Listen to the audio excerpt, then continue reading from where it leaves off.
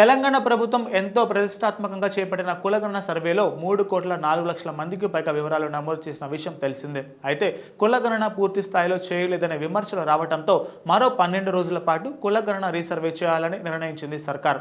ఈ నెల 16వ తేదీ నుంచి నేటి వరకు 12 రోజుల పాటు రీసర్వే కొనసాగింది. రెండో దఫా మొత్తం 3 పద్ధతుల్లో వివరాలను ప్రభుత్వం సేకరించింది. టోల్ ఫ్రీ నెంబర్కు ఫోన్ చేసి తమ వివరాలు పొందుపరుచుకోవటం, ప్రజా పాలనా సేవా కేంద్రాలకు వెళ్లి వివరాలు ఇవ్వటం, ఆన్లైన్లో ఫామ్ డౌన్లోడ్ చేసుకుని కుటుంబ వివరాలు నమోదు చేసి ఆ వివరాలు ప్రజా పాలనా సేవా కేంద్రాల్లో సమర్పించడం, ఈ 3 పద్ధతుల్లో ఈసారి ప్రభుత్వం అవకాశం కల్పించింది.